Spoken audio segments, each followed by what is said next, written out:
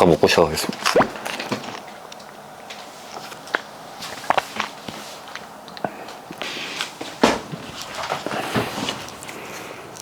안녕하세요. Q&A 시간입니다. 기다리셨죠? 네. 밀려있는 질문들 제가 또 천천히 답변을 해드리도록 하겠습니다. 안녕하세요. 이름은 제로입니다. 코카콜라 제로, 제로 칼로리. 여기에 제로기도 하고, 그리고 사실은 빛의 삼원색, 이제 검정색을 표기할 때 000이에요. 그래서 검정색이라서 제로. 그리고 제니 로제의 제로입니다. 이 말을 하니 다 3번이 정답인 것 같은데요? 이렇게 하시더라고요. 네. 근데 다 이제 함축적인 의미를 담고 있는 제로입니다. 안녕하세요. 요새 진짜 많은 도움 받고 있습니다. 플랫 할 땐 안 그러는데 스미스 인클라인 벤치프레스 시 자꾸 자극이 삼두하고 어깨가 사용돼서 집중이 안 되는데 혹시 팁 같은 게 있을까요? 사실 이 스미스 머신에서 하든 어디서 하든 프레스 자체는 삼두와 어깨가 사용이 될 수밖에 없습니다. 가슴만으로 운동이 될 수는 없습니다. 근데 이분 같은 경우는 플랫 할 때는 삼두랑 어깨 자극이 좀 덜 들어간다고 생각을 하시는 거잖아요. 그 이유는 팔을 조금 더 위로 들수록 삼두와 어깨의 사용이 더 높아질 수밖에 없기 때문입니다. 그러니까 인클라인 프레스 하실 때 삼두랑 어깨가 플랫보다는 훨씬 더 사용된다. 근데 이제 너무 과한 것 같다 하시면 후인을 굉장히 강하게 하시는 게 좋을 것 같아요. 인클라인 벤치프레스 하실 때는 후인을 한번 강하게 걸고 해보시면 도움이 될 겁니다.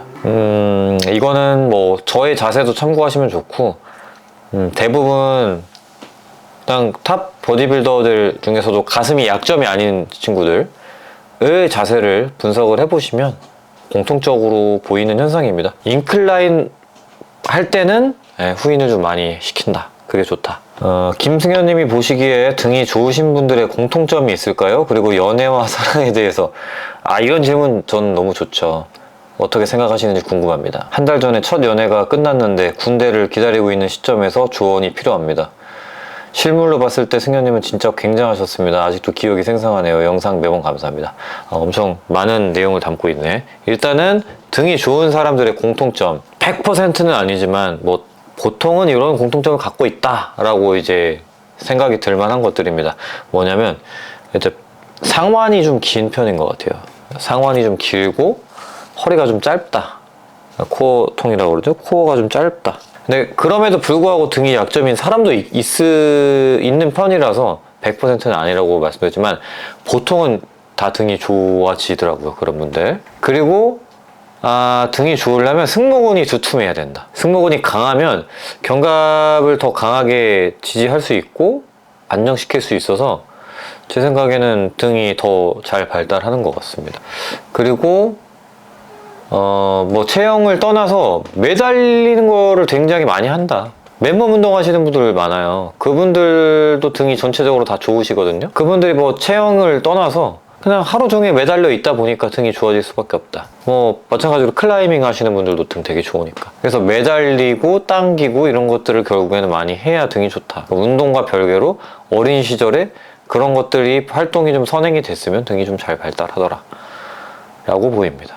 이걸 축약을 해보면 결국에는 견갑 주변 근육이 되게 강하게 안정되어 있고 쓰임이 좋다라고 볼 수가 있겠죠? 네, 잠시 중간 광고 하도록 하겠습니다. 오늘의 랭킹닷컴 추천 제품은요, 저희와 랭킹닷컴이 콜라보로 출시한 어느덧 6개월이 넘어서 올 한 해를 넘기고 있는 제품입니다. 바로 고독한 시리즈입니다. 고독한 식단에 고독한 닭가슴살 핑크솔트맛, 그리고 고독한 계란 기리볶음밥, 김치맛과 궁중 찜닭맛입니다.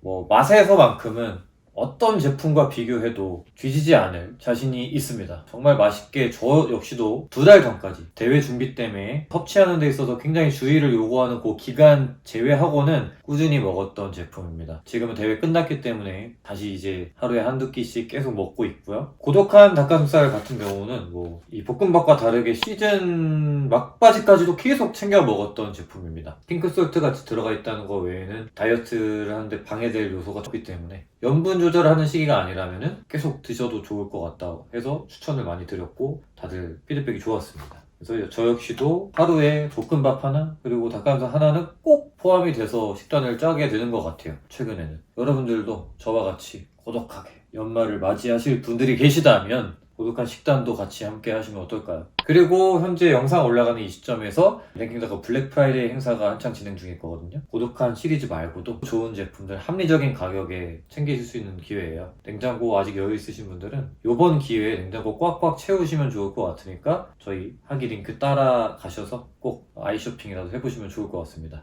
언제나 저희 채널 그리고 랭킹닷컴 이용해주시는 분들 감사드리겠습니다. 다시 본 영상으로 돌아가도록 하겠습니다. 그리고 연애와 사랑에 대해서 어떻게 생각하시는지. 이건 너무 포괄적인 질문이라서 사실 제가 그때 추천해드린 그 사랑의 기술이라는 책, 거기 그런 거를 읽으면서 또 이런 걸 생각해 보시면 좋을 것 같기도 하고, 개인적으로는 제가 이제 고독한 개츠비잖아요, 저희 채널 이름이. 그럼 고독하니까 뭐 연애도 안 하고 사랑도 안 하고 막 이렇게 이런 삶을 추구할 거라고 생각하시지만 그렇지 않고요. 저도 이제 연애를 하고 사랑도 합니다. 뭐 실패도 하고요, 당연히. 이거를 알게 되신 구독자이자 이제 그 MK 선생님 계신데 배신감 느낀다고. 아니 뭐 그럴 필요까지 있나? 뭐 난 사람인데 나도 연애하고 사랑도 하고 다 해야지 그럼. 근데 이제 예전 영상에 제가 이제 연애 왜 오랫동안 안 하고 있는가 이런 영상이 있어서 그냥 평생 연애도 안 하고 모태솔로인 줄 아나 봐요. 글쎄요. 그러니까 연애와 사랑이라고 이게 딱 좁히면 사실 경험이 많은 건 아니지. 왜냐면 저는 그냥 만남은 연애랑 사랑이 아니라고 생각을 해서 뭐 그런 거야 뭐 얼마든지 만날 수 있는 거잖아요. 근데 연애하고 사랑을 한다? 이거는 진짜 이게 뭐 그냥 가벼운 건 아닌 것 같아. 저는 그래서 이제 좀 더 신중한 타입인 거지. 가볍게 사람을 만나는 것보다는 좀 이렇게 진지하게 좀 대하는 편이니까요. 그런 거에 대해서. 그렇다고 가볍게 안 만나본 적도 없는 건 또 아니지만 남는 게 없더라고 그런 건. 근데 이제 어떤 이 질문 주신 분 같은 경우는 한 달 전에 이제 첫 연애가 끝났어요. 그러고 나서 이제 군대를 이제 입대를 해야 되는 상황인 건데 저도 첫 연애가 기억이 납니다. 그냥 뭐 어릴 때야 뭐 그냥 뭐 연애라고 부르기도 민망한 여자친구 남자친구 뭐 이런 거가 아니라 진짜로 이제 사랑을 하는구나 라는 거를 이제 깨달을 만한 그런 연애를 저도 이제 했던 것 같은데 예전에 그때 그게 끝났을 때 엄청 슬프더라고요. 이별 택시 마냥 진짜 지금 와서 생각해보면 꼴값 떨고 앉았는 건데 그렇게 될 거예요. 사실 뭐 제가 초치는 게 아니라 지금 감정은 사실 되게 슬프고 막 그럴 테지만 시간 지나면 그렇게 그냥 피식 웃게 되는 게 사랑입니다. 결국엔 뭐 그게 개인적으로는 기분 좋게 남았으면 좋겠어요. 너무 이게 비극적인 게 아니라 딱 시간이 흐르고 지나서 봤을 때 그냥 내가 그런 시절도 있었네 약간 이렇게 그냥 재밌게 회상할 수 있는 그런 경험이었기를 바랍니다. 그리고 뭐 농담이 아니라 진짜로 제가 맨날 얘기하잖아요. 이별 로이드 있다고. 심지어 군대 로이드까지 같이 할 수 있네. 와, 이분은 몸 진짜 엄청 좋아지십니다. 1년 반 동안 기대하고 있겠습니다. 이분은 장난 아닐 거예요. 어쨌든 실물로 봤을 때 저 이제 굉장했다고 하는데 그런가요? 감사합니다. 감사할 일인지는 모르겠지만 그렇게 굉장하다고는 생각 안 하지만 저는 어쨌든 간에 뭐 상준님이네요. 상준님 기억 속엔 저는 좀 좋은 놈이었기를 바랍니다. 어떻게 하면 승현님처럼 운동할 때 인상을 별로 안 쓰고 운동할 수 있을까요? 운동할 때 인상 하도 써서 보시던 어르신이 인상 좀 피라고 할 정도입니다. 저도 인상 많이 씁니다. 카메라 때문에 이제 좀 관리를 하는 거죠. 카메라 앞에서 조금 덜 쓰려고. 근데 그거마저도 때때로 안 될 때가 많고 인상 많이 쓰는 편이에요. 그리고 일부러 인상 쓰면서 운동할 수도 있고 또 카메라 찍으니까 일부러 더 오버하고 막. 근데 보통 평범하게 하면 진짜 인상 혼자 운동할 때 인상 별로 많이 안 쓰는 것 같기도 하고 모르겠다. 근데 저도 이렇게 주변에서 야 숨 쉬어 야 눈 똑바로 떠 아니면 눈 야 치켜뜨지 마 나중에 주름살 생겨 막 이래가지고 그렇게 얘기해주던 친구들과 이제 아저씨들 막 있어가지고 조금 신경 써서 운동했던 게 도움이 됐던 것 같기도 하네요. 그래서 계속 신경을 써보세요. 인상 안 써야지. 이 안 악물어야지. 뭐 이런 것들 신경을 쓰는 것만으로도 도움이 될 거예요. 형님, 이번에 스케줄 근무로 인해 스케줄 맞춰 4분할 4일 운동하고 이틀 휴식 하는 방법, 가슴 등 어깨 하체순 이렇게 진행을 하고 있는데 한 종목 후 다음 운동까지 휴식기가 너무 길어서 심적으로 좀 불안하더라고요. 운동한 지는 2년 다 되어 가는데 이렇게 계속 진행해도 될까요? 그러네. 제 생각에도 조금은 아쉬움이 있어요. 이틀 하고 하루 쉬고 이틀하고 하루 쉬고가 오히려 더 나아 보여요. 그래야 그 텀이 조금이라도 줄어들고 더 나아 보입니다. 알겠죠? 안녕하세요. 원래 프리로 많이 하다가 3달 정도 좋은 머신을 들여놓은 곳에서 운동을 했었다가 최근에 다시 프리로 돌아왔는데 예전처럼 잘 안 먹는 것 같아요. 익숙하지 않아서일까요? 아니면 역시 운동은 머신이 좀 더 정답에 가까운 걸까요? 이게 프리웨이트 하던데 장소가 바뀌었나요, 혹시? 왜냐면 그 바벨이 좀 다를 수도 있거든요. 갑자기 이상한 거면 바벨 문제일 가능성이 좀 커요. 옛날에 하던 바벨은 좋은 바벨이었는데 지금 바벨은 좀 안 좋은 바벨일 수도 있는 거죠. 근데 아니요, 옛날에 하던 곳에서 똑같이 하고 있습니다. 그러면 머신으로만 하는 과정에서 내가 뭔가 불균형이 생겼을 수도 있어요. 그러면서 뭔가 안정성이라든가 뭐 이런 것도 가동 범위나 이런 게 좀 줄어가지고 프리웨이트가 옛날만큼 안 된다, 이럴 수도 있는 거죠. 그래서 제 생각에는 조금 쉬었다가 운동을 해보시면 또 프리 시작하셨을 때 또 잘 되실 것 같거든요. 저도 그런 적 많아서. 그게 아니면은 아까 말씀드린 대로 바벨이 좀 문제 있을 수도 있다. 한번 점검해 보세요. 예를 들면 벤치프레스 할 때 원판 끼워놓고 바벨을 이렇게 돌렸을 때 원판은 그대로 있고 바벨을 헛도는지 아니면 원판이랑 같이 도는지 뭐 이런 거 체크해 보세요. 그거 굉장히 영향을 많이 줍니다. 같이 돌아야 됩니다. 항상 잘 챙겨보고 있습니다. 몸 신경 쓰세요. 저의 질문은 운동 세트 수입니다. 선수님 운동하시는 방식대로, 김승현 선수 운동하시는 방식대로 세트 수를 많이 줄여 한 세트마다 집중하는 방식으로 하고 있습니다. 3달 정도 된 것 같은데 변화는 없는 것 같아서 꿀팁을 듣고 싶어서 질문을 남기게 되었습니다. 3달 정도 됐다. 변화가 얼마나 없는지는 모르겠지만 어떤 변화가 얼만큼 없는지 좀 궁금하네요. 예를 들면 3달 동안 무게가 하나도 변화가 없다. 퍼포먼스 그대로다. 가동 범위도 그대로고 다 그대로다. 아니면 몸이 변화가 없다. 뭐 이런 거를 좀 알고 싶어요. 사실은 먹는 거를 좀 같이 병행하지 않았다는 가정하에, 그냥 일정하다는 가정하에 3달 동안 몸이 그냥 확 바뀌기는 좀 어렵긴 해요. 다이어트를 하거나 뭐 아니면 뭐 이러지 않는 이상. 근데 바뀔 수도 있습니다만 그런 거는 이제 내가 안 되던 방식으로 뭔가 나아졌을 때 바뀌죠. 근데 이제 제 생각에 뭔가 변화가 없다. 그냥 뭔가 다 그대로다. 중량도 그대로, 체중도 그대로, 다 그대로다. 그러면 세트 수를 늘려보세요. 그러니까 다시 돌아가라는 게 아니라 거기서 늘려가야 되고, 사실 그게 맞아요. 세트 수를 줄여준 다음에 역치값을 내려주고요. 그 다음에 다시 세트 수를 늘리면서 역치를 다시 늘려가는 거예요. 그렇게 해보시면 좋을 것 같습니다.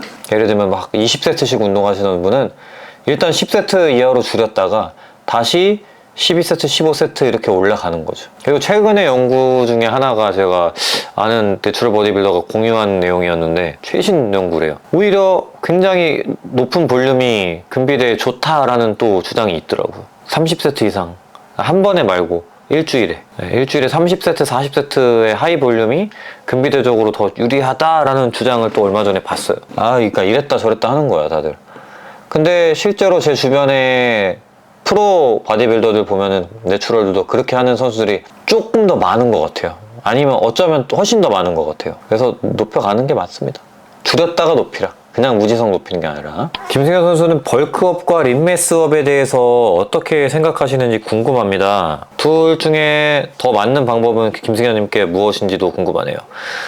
이 질문 정말 많이 질문 받습니다. 또 한번 말씀드리자면요. 일단 경험적으로 주변과 저의 개인적인 경험으로 봤을 때는 무지성 벌크업은 내추럴한테 좀 안 좋은 것 같습니다. 확실히 체지방을 진짜 많이 끼우는 형태 있잖아요. 별로 안 좋은 것 같아요. 림매스업이라고 하면 체지방 덜 끼면서 이제 체중을 늘려가는 거라고 정의를 내려봤을 때 좀 더 그게 맞는 것 같다. 차이도 없다 결국에는. 근데 기간이 되게 길어지면 흔히 말하는 림매스업보다는 벌크업이 훨씬 더 낫죠. 왜냐면 림매스업이 림매스업이라고 아까 정의한 내용 바탕으로 림매스업은 절제력이 진짜 많이 필요해요. 그러니까 그냥 운동선수의 삶을 살지 않는 이상은 어려워요. 그러니까 일반인들은 오히려 그냥 편하게 먹으면서 살 찌우는 방식이 더 나을지도 몰라요. 근데 그거를 단기간에 하면 아무 의미 없고 한 3년, 4년, 5년 이렇게 하셔야 의미가 좀 있습니다. 단점, 다이어트 기간도 엄청 길어진다. 한 6개월 이상 다이어트를 하셔야 돼요. 그렇게 할 경우에.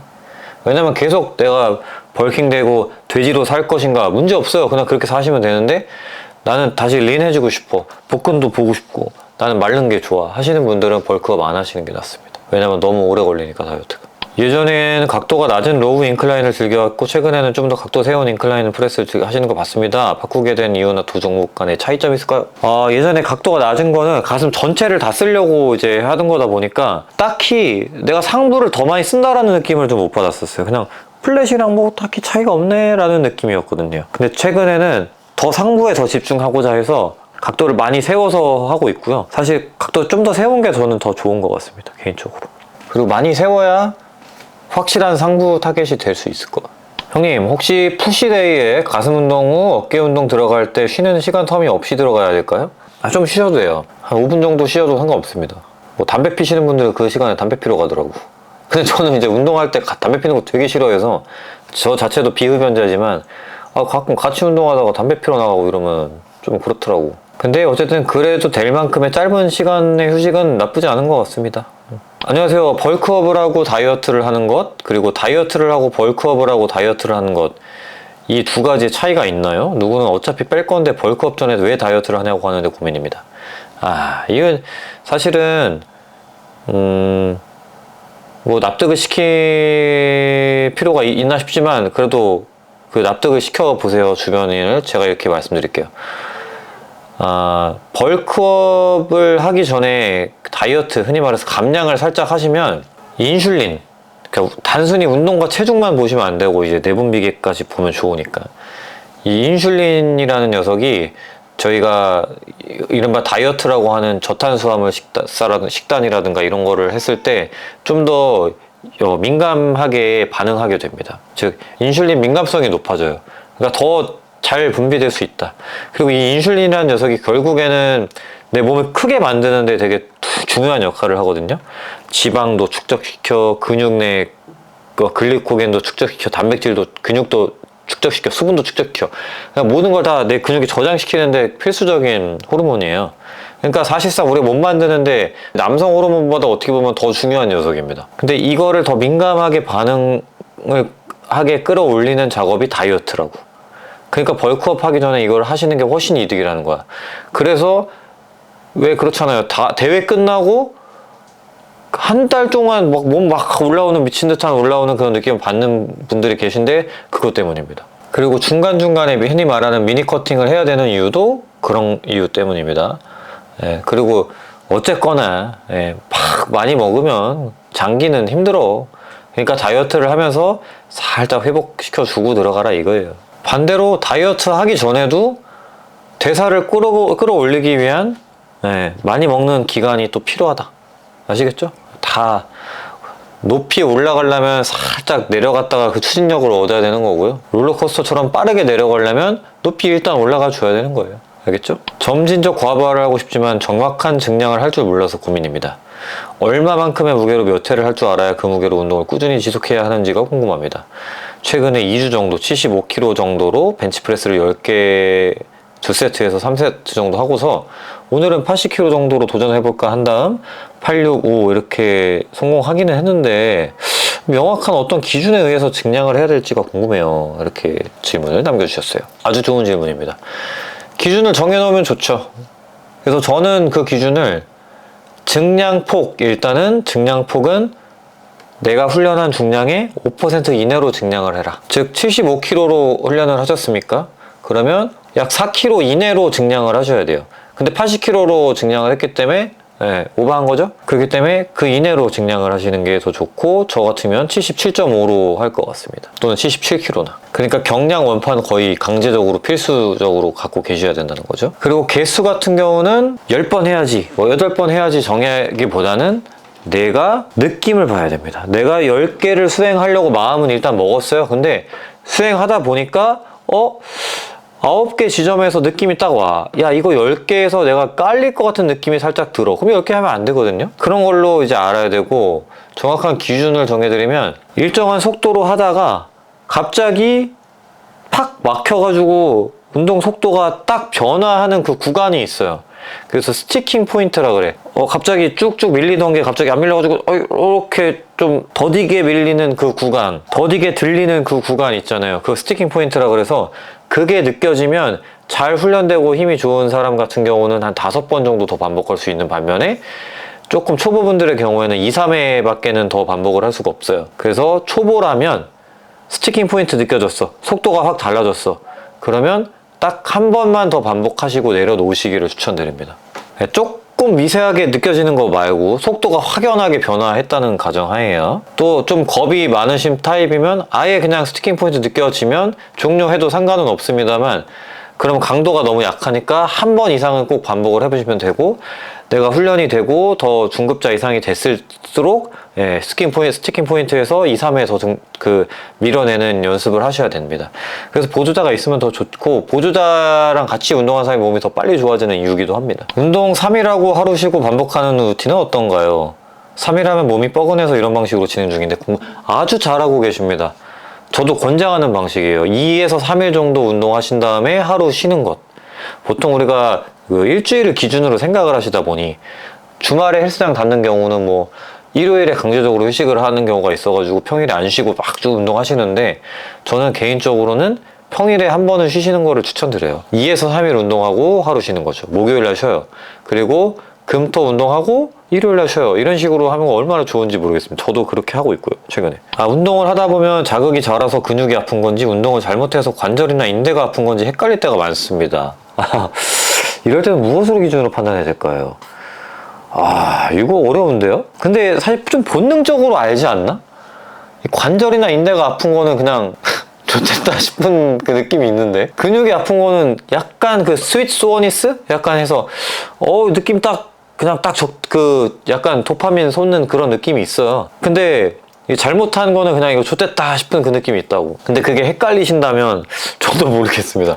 헷갈린 적이 없어가지고 저는 그냥 딱 느껴집니다. 그러니까 아마 제 생각에는 좋댔다라는 생각을, 저기 좀 쌍스러운 말을 자꾸 해서 죄송해요. 좋댔다 싶은 느낌을 아직은 못 받으셨으니까 제가 볼 때는 지금 질문 주신 거거든요. 그러니까 이게 운동 잘해서 자극이 잘 와가지고 근육이 아픈 거를, 근육통이 오는 거를 이제 이게 관절이나 인대가 아픈 거라고 착각을 하시는 걸 수도 있을 것 같습니다. 반대가 아니길 바라야지 뭐. 반대라고 생각하면 이제 큰일 나는 거지. 운동 접어야 돼 나중에는. 저 리얼 궁금한 게 하나 있습니다. 하체를 하는 날에 저는 정말 스쿼트만 하고 나면 다리에 힘이 풀려서 파워레그 프레스나 불스스 이런 거 무게 없이도 다리가 풀리던데, 이런 건 스쿼트로 수행 능력을 계속 올려나가야 하는 건가요? 아니면은 스쿼트 후에 다음 종목까지 쉬는 시간을 오래 가져가야 되나요?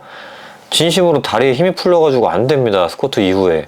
쉬는 시간을 조금 가지시는 거를 추천드리겠습니다. 바로 들어가면 저도 다리 풀려가지고 못할 수도 있습니다. 물론 훈련된 사람은 그 회복 시간이 짧기 때문에 바로바로 할 수 있는 편이긴 합니다만, 뭐 초보시겠죠 당연히. 저는 종목 간의 휴식은 한 4분 이상 정도 쉬셔도 괜찮다고 봅니다. 3분에서 4분. 근데 이제 운동하시다 보면 머신 자리 뺏길까봐 빨리빨리 이동하다 보면 그렇게 못할 때가 많잖아요. 근데 조금 더 여유를 갖고 하시면 더 좋을 것 같아요. 자 이제 큰 거 왔다. 잠깐만 물 좀 마시고. 엄청 또 오랜만에 장문 큰 거 왔습니다. 들어가 볼게요. 22년에 허리 디스크가 2번 터지고 나서 계속 쉬다가 올해 다시 운동을 시작했습니다. 당시 이너타이와 로우바 스쿼트 증량에 힘쓰고 있었는데, 이너타이가 허리 디스크 압력을 높인다는 걸 허리 디스크가 터지고 나서 알게 되었습니다. 그로부터 1년 반이 지났지만 천국의 계단 속도 5에서 7조차 기립근에 다시 힘 들어가고, 다음날 허리가 살짝 아파서 러닝머신에서 걷거나 속도 7로 뛰는 것으로 재활한 결과 현재는 레그 익스텐션, 아웃하이에 이어 불가리안 스플릿 스쿼트 증량에 힘쓰고 있습니다. 물론 처음에 불스스 맨몸으로 해도 기립근에 힘이 과하게 들어와서 무서웠지만 별다른 통증은 없어서 증량하고 있는데, 그래도 다시 디스크가 터질까봐 불안하네요. 최근 들어서도 아웃하이인가 불스스인가 등 운동인가 뭔지 이유는 모르겠지만 증량하다가 근육통과 함께 신경통까지 살짝 허리 주변에 다시 생겨서 무섭습니다. 물론 지금은 다시 통증은 사라졌지만 맨몸으로 고블렛 스쿼트나 풀 스쿼트 자세를 취해도 기립근이 딱딱하게 과활성화되네요. 허리 디스크 안 좋은 제가 하기에 불가리안 스플릿 스쿼트는 허리에 안전한 운동일까요? 허리 디스크가 안 좋은 제가 할 수 있는 대둔근 운동과 대퇴사두근 운동 추천 부탁드립니다. 아웃타이를 할 때 허리를 등받이에 대고 하니 허리는 괜찮지만 TFL 쪽인 중둔근에 자극이 갑니다.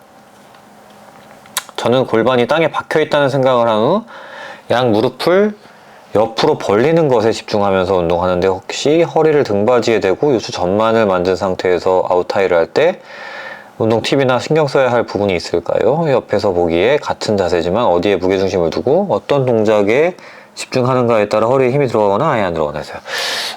사실은 글로만 봤을 때 제가 확신할 수 없지만 이분 같은 경우는 고관절 굴곡근이 엄청 약하신 것 같아요. 그래서 TFL 그리고 이 중둔근 쪽이라고 느껴지는 이런 데 자극이 간다. 그렇게 이제 느끼는 것 같습니다. 그래서 고관절 굴곡근 운동을 좀 추가를 많이 하시면 좋을 것 같습니다. 대부분 허리 디스크 터졌다 뭐 하면은 고관절 굴곡근이 약한 분들이 많아요. 오랫동안 앉아서 생활하신다던가 뭐 이런 것 때문에. 그래서 허리 디스크가 좀 안 좋은 분들에게 추천드리는 대둔근 운동과 대퇴사두근 운동은 런지 비교적 괜찮은 편이에요. 근데 이제 역시나 안 되실 가능성도 있으니까 힙 스러스트, 더 난이도를 낮춘 힙 브릿지 뭐 이런 것부터 시작해서 천천히 하는 것도 좋고, 대퇴사두근 운동 같은 경우는 이 고블렛 스쿼트조차도 이제 기립근에 과활성돼서 통증이 생긴다. 그러니까 딱 그냥 굴곡근 되게 안 좋으신 것 같아요. 아니면 발목이 안 좋은 거예요. 둘 중에 하나거나 둘 다거나. 발목 가동이 너무 안 좋으신 편일 수도 있어요. 그래서 이거는 제가 뭐 실제로 보지 않는 이상은 뭐 함부로 말씀드리긴 좀 어려울 것 같습니다. 괜히 또 이렇게 진단 내렸다가 점 있고 막 이렇게 했는데 또 더 다치면 어떡해요. 근데 제일 중요한 거, 저에게 질문하시기 전에 이거를 확실하게 봐주실 수 있는 선생님께 빨리 가가지고 배우는 게 중요할 것 같아요. 혼자서는 상황을 더 악화시킬 뿐입니다. 예전에는 다른 부위보다 가슴이 제일 컸는데 요즘은 가슴이 제일 작은 것 같아요. 운동은 옛날보다 훨씬 잘하는데 차이점이 있다면 푸시업을 안 하고 있습니다. 경력이 쌓이니까 푸시업이 너무 쉬워져서 안 했는데 덤벨, 바벨, 머신도 하면서 푸시업도 꼭 해야 될까요?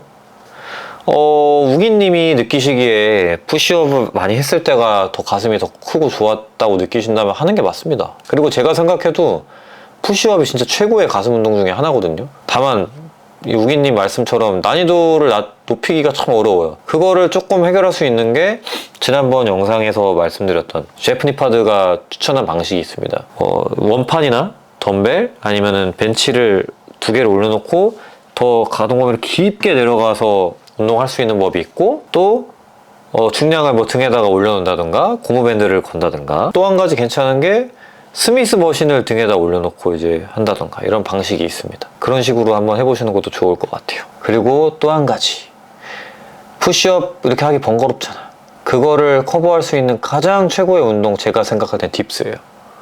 딥스를 하십시오. 중량 딥스 하시면 해결이 됩니다. 근데 궁금한 게 있는데, 피지크 선수들은 처음부터 아예 난 상체만 키우겠어 이러고 운동하는 거임? 아니면 하체까지 빡세게 조지는데 그냥 체형이 피지크 체형이라 그걸로 대회 나가는 거임? 둘 다인 것 같은데요. 처음부터 상체만 키우려고 운동하는 사람들도 있어요. 하체에 관심이 없어가지고. 제 주변에도 지금 프로 선수들 가운데서도 그런 사람이 있고, 프로를 지망하는 친구들 중에도 저 하체에 멋이 없어요, 저는 상체만 최고예요, 피지크가 최고예요 라고 생각하면서 그것만 보는 친구들도 있습니다. 왜냐면은 이런 분들은 인정 안 하시거나 뭐 모르실 수도 있겠지만 피지크가 생각보다 인기가 많거든. 최근에야 이제 클래식 피지크 시범 때문에 이제 그 인기가 많이 좋아지면서 하체 보는 종목에 대한 관심도와 이런 것들이 많이 높아졌지만, 사실 불과 한 3, 4년 전만 해도 맨즈 피지크가 대중적으로 제일 많이 어필되는 종목이긴 했어요. 그리고 현재도 지금도 하체 큰 거를 그렇게 좋아하지 않는 분들이 많아요. 저희 채널 보시는 분들은 이미 좀 많이 마인드 자체가, 보통이 아닌 분들이 많잖아요. 보디빌딩 돼 계신 분들이 많잖아요. 마인드셋 자체가 이미. 그러니까 하체 다 하고 막 열심히 하시고 이런 분들이 더 많을 테지만, 진짜 운동에 관심이 아예 없거나 아니면 이제 막 관심 갖게 된 분들 가운데는 하체에 관심 없는 분들 생각보다 되게 많습니다. 그런 분들이 운동을 딱 하고 뭐 저나 아니면 피지크 선수 보고 멋있다, 나도 이렇게 돼야지 하고 상체만 키워야지 하고 운동을 하면 그렇게 되는 거고. 근데 저 같은 경우도 하체를 보고 이제 멋있다는 생각을 한 번도 해본 적이 없었어요. 29살 때까지는요. 어우 막 보디빌더 하체 막 이렇게 항아리만큼 펼쳐지고 이게 너무 징그럽더라고요. 그때 당시는요. 저는 사실 몸보다 옷이 더 우선이었던 시절이 있어가지고 대학생 때. 그래서 어우 저거 뭐 저렇게 하면 디올진이며 뭐 누디진이며 이런 거 못 입어. 그러니까 이제 저는 하체 운동 그렇게 하지 않았죠. 그러다가 이제 어쩌다 보니 이제 트레이너가 되고 보디빌더가 되면서 옛날에 덜 했던 거를 후회를 나중에 이제 한 거지. 근데 그렇기 때문에 더 열심히 했고, 저는 나름 하체가 상체만큼은 아니지만 이제 충분히 많이 좋아졌다고는 생각을 합니다. 근데 처음부터 체형도 하체보다는 상체에 좀 더 맞춰져 있던 것도 사실이기도 해요. 그래서 어느 정도 충분히 하체가 좋아졌는데도 불구하고 딱 냉정하게 이제 딱 전문가 집단 하체가 이렇게 개인적으로 이렇게 보디빌딩 나가도 될까요? 하면 나가도 돼요. 좋은데? 이렇게 하다가도 냉정하게 근데 또 프로는 장담을 못하겠다. 막 이렇게 냉정하게 또 말씀하시니까 오버를 장담 못한다. 체급 1등 정도는 노려볼 만해. 이렇게 냉정하게 평가를 하시니까 그러면 왜냐면 피지크 나가면은 뭐 프로 된다 안 된다 이러고 있는데, 그죠? 심지어 프로쇼에서 우승도 많이 했죠. IFB 말고 내추럴 프로쇼 나가서 저는 우리나라 선수 가운데 제일 많이 우승하는 사람이 접니다. 맨즈 피지크 중에서. 그러니까 이제 맨즈 피지크 나가는 게 유리한 거죠. 그래서 저는 이거는 관점 차이일 수도 있는데 애초에 그냥 종목이 아예 다른 거예요. 예를 들면 뭐 배 뒤집어 까고 수영하는 거는 수영이 아닙니까? 종목이 다른 거잖아. 배영 종목 나가는 사람 배영만 열심히 하면 되는 거고, 그죠? 자유형 하는 사람은 자유형 열심히 하는 거고, 평영 하는 사람 평영 열심히 하는 거고, 그죠? 400m 허들 뛰는 선수는 허들 열심히 잘 넘으면 되는 거고, 마라톤 하는 사람 마라톤 잘 뛰면 되는 거고, 이렇게 종목이 다른 겁니다. 100m 달리기가 아니면 달리기가 아니야 라고 말하는 사람 없잖아요. 그죠? 자유형 아니면 수영이 아니야 라고 생각하는 사람 없잖아요. 있을 수는 있습니다만 그 사람이 이상한 사람이죠. 마찬가지예요. 피지크가 보디빌딩이 아니다? 뭐 종목상으로 보디빌딩 종목은 아니지만, 근데 이제 다르게 구분을 하고 뭐 취급을 안 한다? 이거 좀 웃긴 거지. 근데 확실한 거, 피지크 체형이라 나가는 거가 조금 더 높다고 보시면 됩니다. 왜냐면 상체만 키우겠어라는 마음으로 운동하다 보니 그렇게 바뀐 것도 있을 것이고, 또 한 가지는 보디빌딩 골고루 했다 그래서 피지크 대회 아무나 나가지는 못하거든요. 피지크는 타고나야지 할 수 있다 라고 얘기 많이 하니까. 그러니까 내가 잘할 수 있는 거에 집중하는 게 맞는 거고, 그러다 보니 상체 운동 위주로 더 하게 된다 라고 정의 내릴 수가 있겠네요. 안녕하세요, 칠문드립니다. 발바닥 수술 후 6개월 정도 운동을 쉬고 최근 상체 위주로 다시 시작하면서 행복해지는 중입니다. 발바닥을 다쳐서 몸의 균형이 무너져 무릎까지 통증이 번진 상태인데 허리까지도 번질 수 있다고 해서 코어를 잡고 불균형을 잡는 상체 운동을 진행하는 것이 목표입니다. 추천해 주실 만한 운동이 있을까요? 너무 이렇게 질문을 잘 남겨주셨지만 죄송합니다. 저는 교정운동, 재활운동 전문가가 아니다 보니까 잘 모르겠습니다. 알아도 또 쉽게 말씀드릴 수 없을 것 같고요. 왜냐면 겉핥기로 공부한 내용이야. 아주 트레이너 시절 때 한 1, 2년 잠깐 공부했던 거라 너무 선무당이 사람 잡는다고 뭐 얘기 드리자니 좀 그렇고, 이거를 잘 알려드릴 수 있고 지도해드릴 수 있는 분께 빨리 찾아가시는 게 제일 좋습니다. 비유하자면 팔이 부러졌어요. 팔이 부러졌으면 빨리 정형외과 가야 되잖아요. 근데 피부과 가가지고 팔 부러졌어요 어떻게 하죠? 이렇게 물어보시는 거랑 똑같다고 봅니다. 피부과 가서는 그 까진 거 상처 살짝 소독해주는 거 말고는 해드릴 수 있는 게 없어요. 그나마. 근데 그거 하려고 피부과 찾는 게 아닐 테니까 더 걸맞는 진단과 처방, 수술 뭐 이런 것들을 해줄 수 있는 곳에 가야겠죠? 안녕하세요. 항상 영상 잘 보고 있습니다. 제가 최근에 여행을 가고 싶어져서 이렇게 질문을 드립니다. 여행 좋아요. 가보신 나라 중에서 어디가 가장 좋았었는지, 가보고 싶은 나라나 도시가 있으신지 궁금합니다. 이유도 궁금하고요. 항상 원합니다. 건강하십시오. 너무 좋은 질문이에요. 오늘 질문 중에 제일 마음에 들어요. 일단은 저도 여행을 너무 좋아합니다. 가본 나라는 2018년도에 처음으로 해외를 나간 게 호주입니다. 호주 브리즈번 그리고 시드니 이렇게 다녀왔고요. 그 다음 해에 멜버른을 갔습니다. 호주 멜버른. 그리고 코로나가 터졌죠, 바로. 그리고 이제 계속 못 가다가 작년에 WMF 부회장으로 잠깐 일하면서 여러 나라를 또 다녔어요. 대만을 갔다 왔고요. 그리고 말레이시아, 쿠알라룸푸르, 그리고 미국의 시애틀, 그리고 LA 이렇게 다녀왔습니다. 그 중에 제일 좋았던 거는 잠깐이긴 했지만 저는 대만 타이베이 좋았어요. 타이베이 자체가 되게 깨끗하고 엄청 깨끗한 도시고 제가 생각했던 것보다는 선진국이었습니다. 왜냐면 제가 대만이란 나라를 잘 몰랐었다 보니까 뭐 그냥 동남아 이런 흔한 국가 중에 하나일 거라고 생각을 했었어요. 근데 막상 가보니까 뭐 한국이랑 되게 비슷한 점도 많고 약간 한중일의 장점을 좀 이렇게 잘 버무린 듯한 느낌의 도시라는 거를 좀 느꼈어요. 한국 인기도 되게 많았고요. 비슷한 점이 되게 많더라고요. 일본이랑 한국, 중국 되게 짬뽕돼 있어요. 그리고 일단 되게 친절하고 사람들이 다 좋았어요. 차별이나 아니면 뭐 안 좋은 이런 거 한 번도 경험을 못하고 다 좋았습니다. 오죽하면 빠니보틀님도 대만이 자기가 가본 나라 중에 제일 친절하고 좋았다고 얘기할 정도였으니까 제가 느낀 게 틀린 게 아니었던 것 같습니다. 그리고 뭐 가장 좋았다고 얘기하기가 참 애매한 게 저는 호주 멜버른도 너무 좋았거든요, 사실. 근데 이제 제가 이제 천천히 사는 삶을 좋아해요. 호지하고 아니면 뭐 여유 있고 이렇게 안 바쁘게 사람도 적고 막 이런 걸 좋아하다 보니까 멜버른이 딱 그런 느낌이었습니다. 물론 이제 시내 나가면은 굉장히 뭐 사람 많지만 조금 제가 여유 있게 돌아다녔다 보니까 서울처럼 그렇게 막 바글바글거리는 느낌도 아니었고 뭐 많은 데는 많지만 딱 적당하게 배분되어 있는 느낌이었어요. 그리고 뭐 전체적으로 뭐 되게 좋았어요. 멜버른. 멜버른이란 도시 되게 마음에 들었었고 쿠알라룸푸르도 다 좋았어요. 근데 이제 날씨가 조금 비가 왔다 그쳤다가 막 좀 그래가지고 완전 베스트는 아니었다. 그러나 되게 좋았다. 또 갈래 하면 또 갈 수 있다. 근데 딱 한 군데만 다시 보내주려면 어디 갈래 하면 저는 멜버른 갈 것 같습니다. 그 미국 얘기를 안 했구나.